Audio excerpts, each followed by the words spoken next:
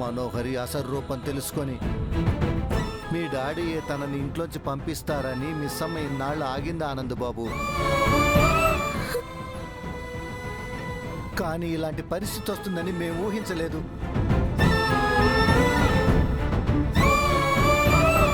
అయినా రణ్వీర్ అంకుల్ మాత్రం అంజుని ఎలా తీసుకెళ్తాడు?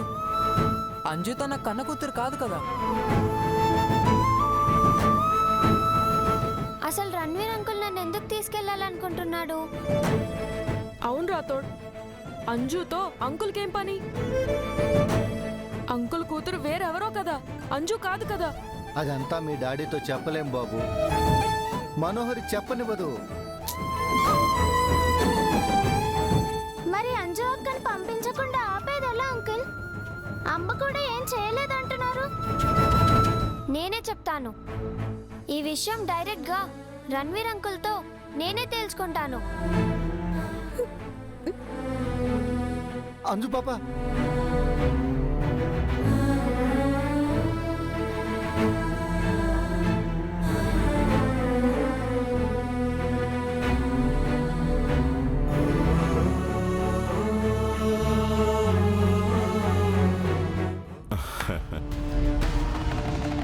పోలీస్ స్టేషన్ దగ్గర నువ్వు ఈ ప్లాన్ చెప్తే ఏవో అనుకున్నాను మనోహరి.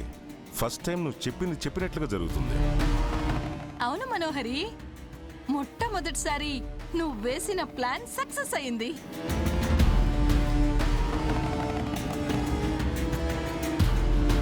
రేపు మనం అనుకున్నదే జరుగుతుంది కదా.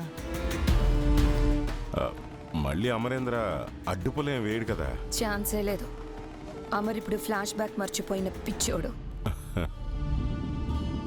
తన ఫ్యూచర్ని ప్రెజెంట్ని కూడా నేనేం చెప్తే అమర్ అది చేస్తాడు.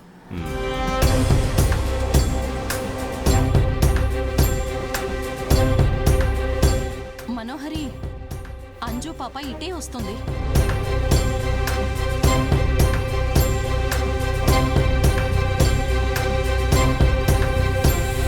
అంజు, నువ్వు ఇంకా పడుకోలేదా? ఇలా వచ్చావేంటి? నేను అంకుల్తో మాట్లాడాలి. ఏంటమ్మా, నాతో ఏం మాట్లాడాలి? రేపే మన ప్రయాణం. కోల్కతాలో మన ఇంటికి వెళ్తున్నాం. మీరంటే నాకు చాలా ఇష్టం అంకుల్. అది ఎందుకో నాకు తెలీదు. ఎందుకంటే నువ్వు నా కూతురు అంజువి. కాదు అంకుల్, నేను మీ కూతుర్ని కాదు, అమరేంద్ర అరుంధతిల కూతుర్ని. ఆ విషయం మీకు కూడా తెలుసు. అయినా కూడా నేను మీ కూతుర్నని మా నాన్నతో చెప్పి నన్నెందుకు మీతో తీసుకెళ్లాలనుకుంటున్నారు? నువ్వు నిజంగా నా కూతురివైతే నాతో వస్తావు కదమ్మా. కానీ నేను మీ కూతుర్ని కాదు కదా అంకుల్. అయితే ఏంటి, రణ్వీర్తో వెళ్ళవా? ఎందుకు వెళ్ళాలంటీ? మా నాన్నని, మా అన్నయ్యల్ని, నా చెల్లిని, మిస్ అమ్మని, మా ఇంటిని, రాథోడ్ని అందరినీ వదిలేసి మా నాన్న కాని అంకుల్తో నాది కాని ఇంటికి నేనెందుకు వెళ్ళాలి? చిన్నపిల్లవైనా చాలా పెద్ద మాటలు మాట్లాడుతున్నావు. ఇదంతా బాగి ట్రైనింగా? అవును, మా అమ్మ తర్వాత అమ్మ మిస్ అమ్మ. తను చెప్తే వచ్చావా? లేదు, నేనే వచ్చాను. ఈ అంకుల్తో నేనెందుకు వెళ్ళాలి? ఎందుకంటే మీ నాన్న ఈ అంకుల్ కూతుర్ని తీసుకెళ్ళిపోయాడు. తను ఎక్కడుందో చెప్పట్లేదు. అందుకే తనకు బదులుగా నిన్ను తీసుకెళ్తున్నాడు. ఎవరికో బదులుగా నన్ను తీసుకెళ్లడం ఏంటంటీ? ఈ విషయం మా నాన్నతో చెప్తాను. చెప్పు, అప్పుడు మీ నాన్న ప్రాణాలతో ఉండడు. నువ్వు ఫ్లాష్ బ్యాక్ గుర్తు చేస్తే మరుక్షణమే మీ డాడీకి బ్రెయిన్ స్ట్రోక్ వస్తుంది. అది హార్ట్ అటాక్ కంటే డేంజర్. హార్ట్ అటాక్ వస్తే బ్రతికే ఛాన్స్ ఉంది, కానీ బ్రెయిన్ స్ట్రోక్ వస్తే మీ డాడీ కోమాలోకి వెళ్ళిపోతాడు. బ్రతికున్న శవం అవుతాడు. మీ నాన్నను అలా చూడాలనుకుంటున్నావా? ఊరుకోండి మేడం, ఏ కూతురైనా కన్న తండ్రిని చంపుకోవాలనుకుంటుందా? ఇప్పటికే కన్న తల్లి లేదు, తండ్రి కూడా లేకపోతే తన పరిస్థితి ఏంటి? ఈ పాపకి వాళ్ళ నాన్నంటే ప్రాణం. వాళ్ళ నాన్న కోసం ఏమైనా చేస్తుంది.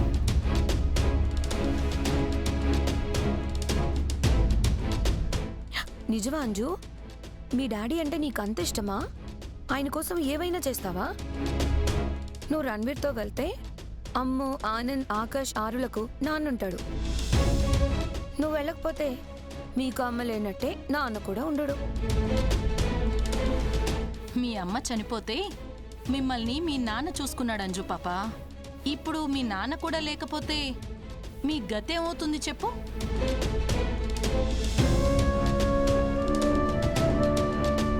బాగా చూసుకుంటుందనుకున్నావేమో. తనకి తన కూతురే ముఖ్యం. మీ నాన్నని మిమ్మల్ని వదిలేసి తన కూతురుతో 5 ఏళ్ళు ఈ ఇంటికి దూరంగా వెళ్ళిపోయింది. మీ నాన్న లేకపోతే మళ్ళీ అదే పని చేస్తుంది. మిమ్మల్ని అస్సలు పట్టించుకోదు. ఆపండి మనోహరే. ఎందుకు పాప అంజున్ అలా భయపెడతారు?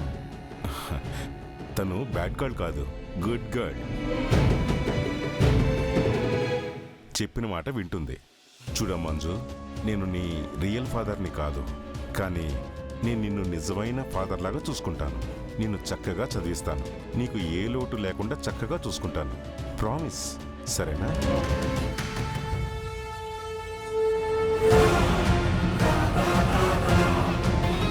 కాబట్టి రేపు నువ్వు నాతో వచ్చే మనం కోల్కతా వెళ్ళిపోదాం. కాదు, కూడదు, రాను, ఇక్కడే ఉంటానని మొండికేసావనుకో, మీ డాడీ చనిపోతాడు. నీకు ఈ డాడీ కావాలా లేక మీ డాడీ డెడ్ బాడీ కావాలా నువ్వే తెలుసుకో.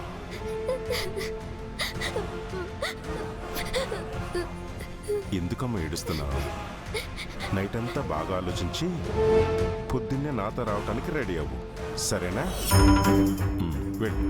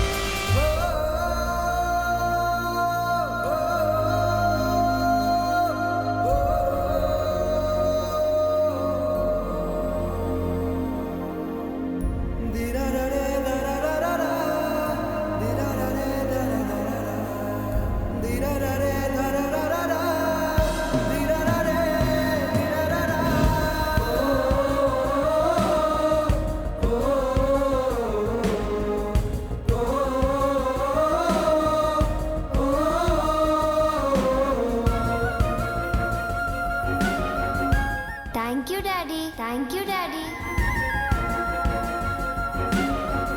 నేను నా కూతురు కోసం వచ్చాను.